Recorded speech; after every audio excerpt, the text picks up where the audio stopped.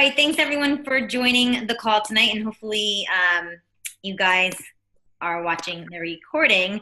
So tonight I'm going to talk about something that's a little bit personal to me of what I've been kind of going through lately, just because, leaving my job and getting a new house and a new car, I kind of felt like I was talking about money and talking about things. And then I started kind of feeling guilty, and all those like icky feelings kind of started creeping up on me. And I was like, what is this all about? So that's what I'm going to talk about tonight. Let me just kind of go through our normal housekeeping items.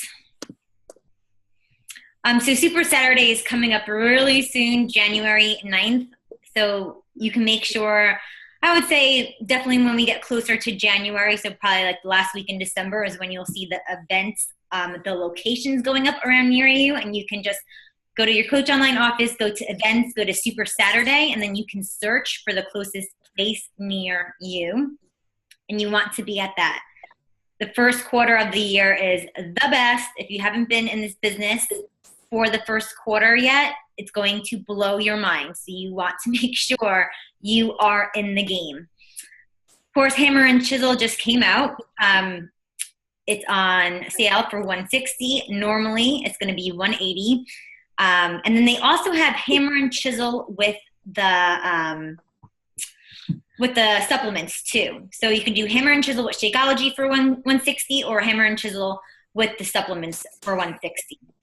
And we're having the challenge group for that for Team Arise, and that starts January 4th. If you and or your customers want to be in there, just message me or Jessica Bryson, and we'll get you in that group.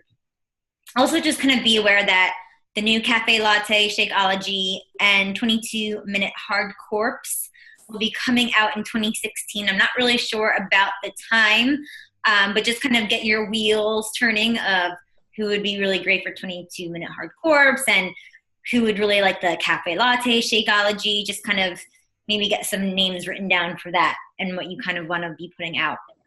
I thought it'd be really fun for us all. I know we're not all from New Jersey, but I saw there was a mozzarella going on. I've never done it before, but I just thought it'd be like a fun team building event that we could all do. It's in Englishtown, New Jersey. It's about 2 hours away from me, so I'm going to be traveling to it. I already signed up today on June 26th. Whoever, if you guys are from out of state and want to come stay with me and we can drive up together, I think it'd be really fun. So that's on June 26th. And what else? Earning Success Club this month is really important because in January, there's going to be a ton of people looking to get, New Year resolution time, right? And there's going to be a lot of those free customers, and you want to be able to get those free customers. So in order to do that, you have to hit Success Club for this month. So really use Hammer and Chisel, especially if you're doing it, to get you to that spot for Earning Success Club. And setting your goals now for the year. And what I'm going to talk about tonight is kind of setting goals as well. Having that written down on paper, not just in your mind or not even just on computer, but when you do paper to pen, it really kind of just puts it out there in the universe that it's going to happen. And when I look back on my goals that I wrote last year, I pretty much hit every single one. And I'm like, wow. And bad on me, because I should be looking at those goals at least once per week, and I haven't. So when I went and looked back at them today, it really blew my mind. I was like, oh my God, like I almost wrote that down to a T, and I pretty much forgot about it. But when you write those things down, they really do make it happen. So start doing that now. I'm going to be posting what I wrote for my goals today in the team page, so you can kind of look at that too and kind of use that as a guide. So what I wanted to talk about tonight was why I was feeling kind of insecure and why I was feeling guilty with where I was at with the business and where I was at with my life. And I needed help with that. I didn't know where to really, I don't know why I get emotional with this. But I had to ask Lisa, my upline. I'm like, Lisa, like I'm struggling. I need help. And I think we all, whatever point we are at with this business, we all need help. And you should all reach out to either your upline or anyone on the team, or even a coach that's not on our team that you um, respect, and you know, you can ask them, hey, like, would you mind helping me out with this? So I asked Lisa, I said, listen, I'm really struggling with this. I don't know why I have these feelings, but, you know, I see other coaches posting about this stuff, but when I want to post about it, I get this yucky feeling about it. And I know I always tell people, you know, we're not salespeople and we're not in it for the money and all that kind of stuff. And she really said, I know exactly what you're talking about. Like her and Bob, they all kind of go through that, like allowing yourself to be happy with earning money. Like we should be happy with what we earn. It's not that I got lucky. It's not that I won the lottery. I really earned where I am right now. So she kind of took me through this exercise, because what she told me kind of really hit home in the sense of what we're told when we're little. So the things that happen to us are really kind of like concrete cement in our minds. And we have these ideas, you know, of what money is or what money isn't from our upbringing, from our parents, from what we experienced back then. So let me go to the next slide. Let me see if I had it in here. So you really just need to be aware of where you got those ideas of money from. So she had me write down, what did my parents think of money? What did your family think about money? And then what do you think about money? So for me, and I'll literally read it from what I wrote down. If I can find it. Here it is. All right, so for me, my mom was always a worrier, and she's still a worrier, but she worried about money constantly. She fought with my dad over it. She said that, you know, they didn't have enough money to pay the bills, but I knew in the back of my mind that they were fine, but she always would say that. And then, of course, you have to save, save, save. And then my dad, he thought that money was the only thing that would make you happy. He was very frugal with his spending. And he valued people by how much money they make. But if you make too much, then you're considered that you are above us, or snooty, or snotty. And then my brother, to him, world revolves around money. And he didn't care how he got it, who he hurt to get it. He was he is a money hungry person. So when I wrote that stuff out, and then I wrote out what I believed money was, and it was pretty much a little bit of a combination of all three, but I think the biggest one for me was my brother, because he's really hurt me with it, not with money, but just with how he acts, because I always feel like you should put people first, family first, and not money first. And I think that's where I got the insecurities and the idea that if you have money, you're snobby, or if you have money, then, you know, people are just gonna look down upon you, or people are not gonna want to be around you because you're a snob, or you think too highly of yourself. So all those came in my head. So I told all that stuff to Lisa, and she said, all right, well, you're not your brother. I'm like, yeah, you know what? I'm not my brother. So we all have those thoughts that we learned from when we were so long ago of, well, if you have money, then this, and this, or you're going to become that person. And I didn't realize that until I did that exercise, and I realized, like, I didn't want people to think I was like my brother, because people don't like my brother. My friends don't like my brother. Like, people always have like this negative kind of attitude, not attitude, or negative thinking when it comes to my brother. And that's kind of why I was like feeling that guilt and feeling that like I was kind of pushing it away because I didn't want to be like him. And you know what? I'm not. I'm complete opposite of my brother. And I know that, but I had to be aware of that first in order to kind of start making the changes for myself. So then Lisa also told me about this book called Secrets of the Millionaire Mind. And I thought, this is crazy, but I'm going to read it anyways. So I got it on Audible, and let me find the author has a really weird name, T. Harv Eker. So T as in Tom, Harv Eker. But I'm sure you can just Google Secrets of the Millionaire Mind and he'll pop right up. So I started listening to that, and it kind of delved into way more of what Lisa was talking about. So I kind of just wanted to talk on a few points that he made. And he had like 17 kind of like not rules to live by, but kind of ideas of what makes a millionaire mindset. So I'm just going to kind of go over the ones that connected with me. So do that little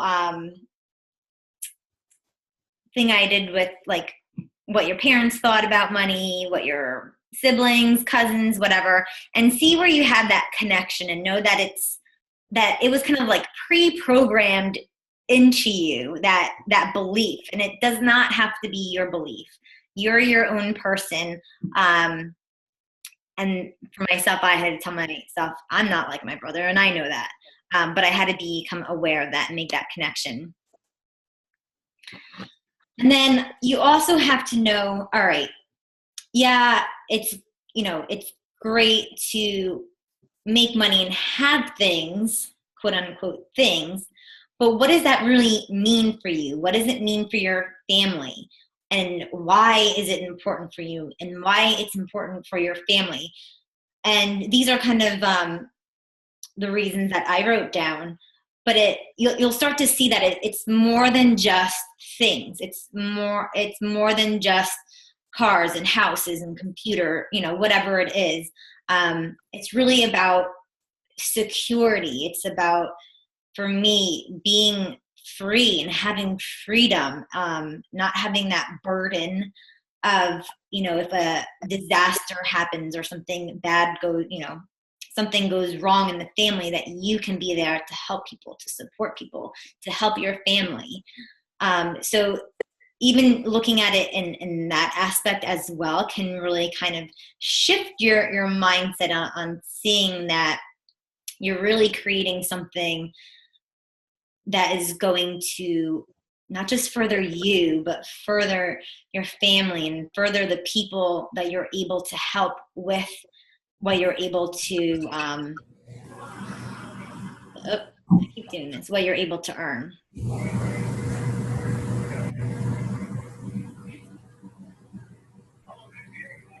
Okay. So the beliefs that you learned when you were younger, they're not yours. You can make your own. So how do you start making your new beliefs of money to creating that millionaire mindset?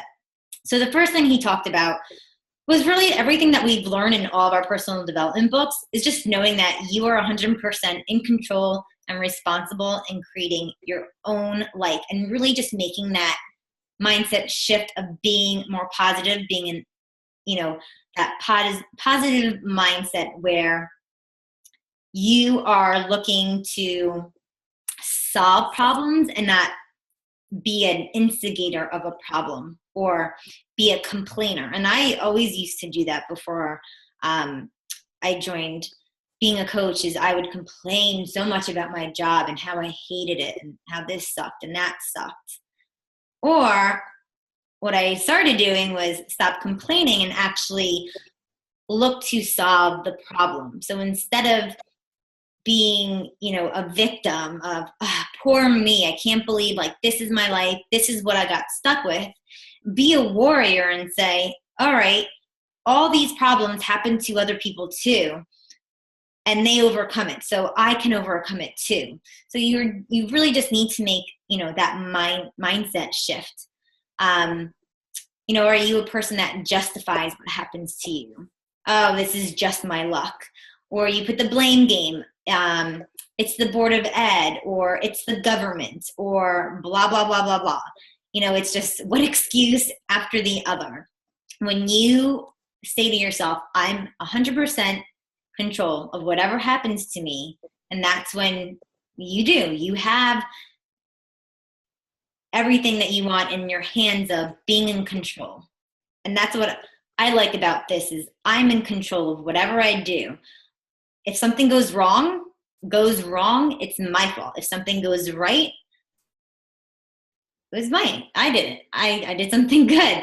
So I know that I can always fix something, and I'm always bigger than the problem, because whatever it is, I can always solve the problem. And we always talk about this a lot too. What you focus on expands. So he was talking about in the book, if you're always saying, I'm broke, I'm poor, I don't have enough money, that's where your mind's going. That's what you're focusing on.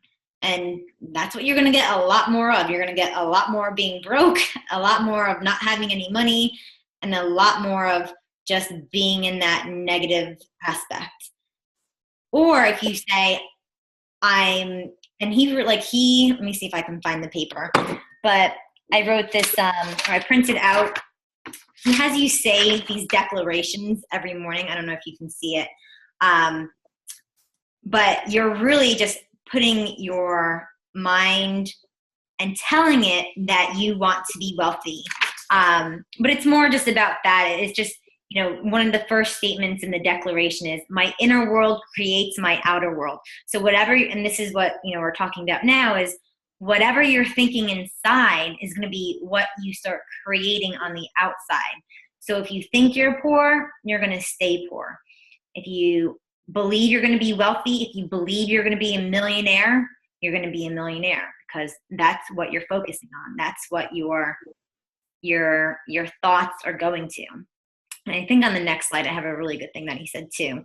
But at the end of each point that he makes in the book, he gives you an action step, because any personal development book, yes, we can read it, but if we don't do the action steps behind it, then it kind of goes right over our head. So the one thing that he said to do for this was 7 days of no complaining. And that was like, ooh, I want to do that. That seemed like a good challenge for me. And also like no complaining, like in your mind. So yeah, like we could probably like not talk for 7 days and we won't be complaining, but like, when you have those complaining thoughts in your own mind. So it's really just about kind of like catching yourself, like in those moments when you say things like, money doesn't grow on trees, or that person, is a snob, or that person, no wonder why that person has so much money, their family, blah, blah, blah. So kind of like catch yourself being in that kind of like zone, and kind of refocusing it on, good for that person. That person earned whatever they earned. And I know like when me and Shannon were talking about this before we recorded the call, but we were talking about, what's her name? Not Melanie Micho, but the other blonde. You know who I'm talking about. Why can't I think of her name? Shannon, are you still there? Yeah, can you hear me? Yeah, what's her name? Lindsay Matway. Lindsay Matway. Hello. When I first became a coach, I was like, she's one of those pretty blondes. And then as I, started kind of following her on Facebook and like just following her as a coach, I realized, all right, yes, she's pretty, and yes, she's a blonde, but she works freaking hard for her money. She earns every single penny that she gets. So that was just kind of, and that thought process of me saying she's just a blonde, no wonder why she's rich. That was just something I kind of learned from my past. And those are the things that you're not complaining about, that you're not, focusing on. So 7 days of no complaining. So checking your thoughts at the door. And this is what I really liked what he said. So your thoughts, so whatever you think leads to feelings, and those feelings lead to actions, and those action leads to results. So he came up with like a really good example in the book of, so your thought is that you're really broke, right? And that leads to the feeling that you're not worthy, right? And that you don't take care of yourself and you put yourself down. And those feelings lead to the actions of maybe not taking care of like yourself hygienically, or not feeding yourself correctly. And then all those things lead to the results of not being wealthy and being poor. And you kind of get stuck in a wheel. So if you change the thoughts, your thought patterns, you're going to change the end results. And then he was also talking about, you have to get uncomfortable. You know, talking about money and even getting into the mindset of thinking to be a millionaire is uncomfortable. It's like, you know, you just get those weird feelings. But what he said was nobody ever died from discomfort, but people have died without reaching their dreams and their fullest potential. And the only time you can grow is when you get to that uncomfortable point where you're at that discomfort, and then you can start learning and changing. But if you're in that comfort zone, you're just going to be staying where you are doing the same old thing. So why is this important to Beachbody coaches? And he talked about this a lot in his book. And he's not an MLM, meaning he's not in a multi-level marketing business. I really don't know what he's a millionaire. Obviously, he wrote that book, but I think he owned like a couple like fitness franchises or some gyms or something. So that's how he's a millionaire. So he has nothing to do with multi-level marketing businesses, but he talked about it so much in his book, because with multi-level marketing businesses, you create that passive income. So that income that you're not working, 9 to 5, where you're getting paid, $40 per hour, $30 per hour. And there's always a cap, right? And that's one thing I hated about teaching is that you had like a certain step level. And then once you hit that step, you couldn't go anymore. And at the previous job that I was working at the high school, when I got hired, I was hired at the highest step. So no matter, even if I stayed there for 15 years, I was always going to be earning the same amount of money. And I'm like, oh my gosh, this is awful. And I knew when I got that job that I wasn't going to be staying for long, obviously because of Beachbody, but that's preposterous. You want to be paid, based on your results, not just about how many hours you can be putting in, because there's only 24 hours in a day. You need at least 8 hours to sleep. You need a couple hours to eat, shower, and then all that's left is the hours that you can work. So there's always a maximum to that. But if you earn what you get paid based on your results, then there's an exponential amount of money that you can be making. So at Beachbody, you're creating that passive income where, this past month, November, was crazy for me. Like I was, like I said, I was struggling with it a lot. I moved and all the crazy things were happening. And I wasn't on top of my business like I should have been. But you know what? I had my highest paycheck last week because of this passive income that Beachbody gives us. And it's just about, living smarter, not harder. And he talks about, and this is another mindset thing that people have growing up, is that the harder you work, the more money that you get paid. And that's not true. Like you can work yourself to the bones and not earn that much money. But if you live smarter by creating the passive income, and then he does talk about other things on how you can create passive income, like stocks, and what was the other thing? MLM was one, stocks, and then owning like your own personal business, was another, and there was like one more. But that's what we want to create, is to create that kind of life where we have that freedom. And I think, yes, it's great that we help people get healthy and fit, but I really do love this aspect that we can really show people that there's another way that you can live. Like, you don't have to be stressed out 24/7. You don't have to worry about, if you can pay the bills. There's another way that you can kind of earn, not just earn a living, but like earn, what's the word I'm looking for? Just earn more than what you can do just to get by, kind of going past what you ever thought of, just, all right, I'm just going to be a middle class person. Like, we all can. I really think it's a great book, even if you think like, oh, that kind of irks me on the wrong side. I think it's really just a great personal development book too, because I think a lot of us kind of get stuck too. And that's why Lisa recommended me reading it, was because, when you get to a certain point with Beachbody, like, all right, I'm making 6 figures. And sometimes I'm like, wow, like, am I really doing it with something that I love doing? And you can almost kind of get stuck at that point. And no, you want to keep growing, right? Like, you want to keep growing as a person. And this is one part that you should definitely be growing on. All right. Hopefully I didn't blubber too much tonight. It was a new topic for me, but I thought I would definitely share some of it.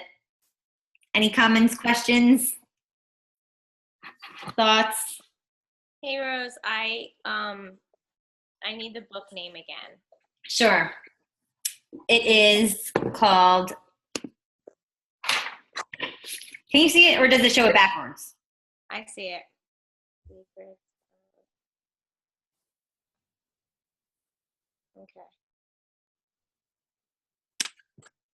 Got it. Thank you. Got it? Cool. Yeah. Oh, there you go. I saw it. I have a question.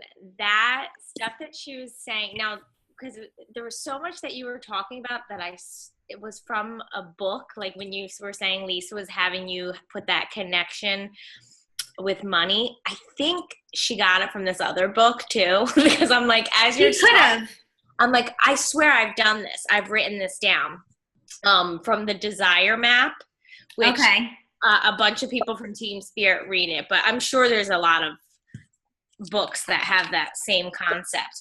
But I really liked what you had to say, and I agree. There's a difference between just like, staying alive and thriving, and just to kind of like do what you need to get by. And I for sure feel like that's kind of what has happened for me the last couple months. So I'm excited to read this book. Thanks. Yeah. And I even got like Dave to do like the declarations with me. So there's maybe about like 15 on here, and we say them every day. And it seems so corny and you laugh about it. I actually say positive affirmations. Yeah.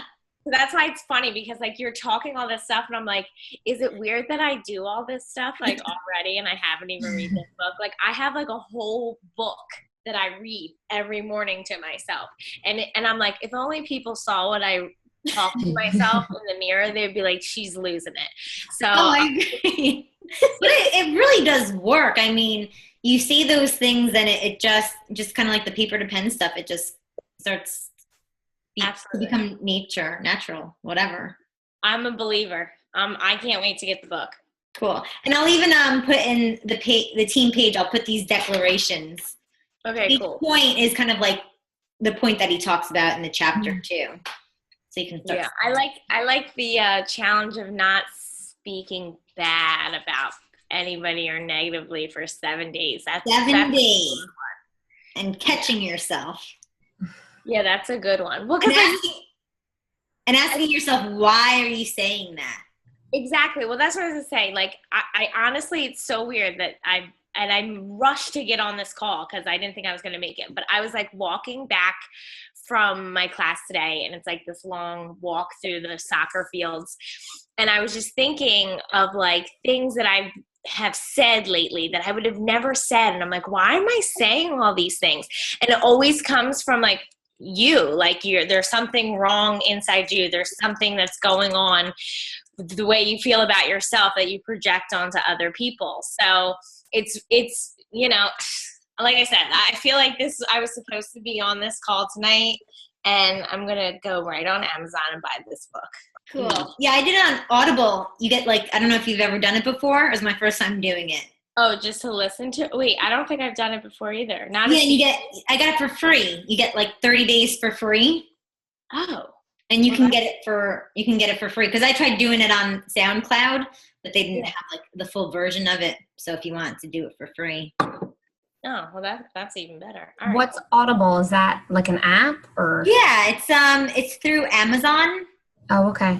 And for the first 30 days, you can pick one book, and then you get 30% off of everything else. Okay. And then they have a membership. If you do $15.95 per month, then you can do 2 books per month.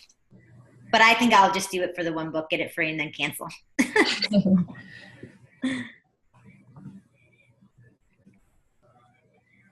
Any other thoughts or comments? No, thank you. You're welcome. Shannon, you're good? I think so. All right, cool. Hopefully this was it helpful for you guys? Was it a weird topic or? No, it was good. Not a weird topic, but outside of what we usually talk about. I liked it. If we get paid at all, we probably wouldn't continue to do this. I mean, I love what I do. I love helping people, and the challenge group that I have going on right now is absolutely unbelievable. It's more like a therapy session as opposed to a challenge group, but that's great. But it's not something that we could continue to do forever and not get any income from that, because it takes a lot of time. It takes a lot of time to really pour into those people, and that's important, and I love it, but you can't do it forever without getting some monetary support. Mm-hmm. And he also talked about in there, you make as much as the more people you help, the more money you make. So if you just focus on helping people, the money will come. So he does talk about it in a way that isn't piggish. But that's one of my mindset that I have to cross off the list. All right, ladies, thanks for joining tonight.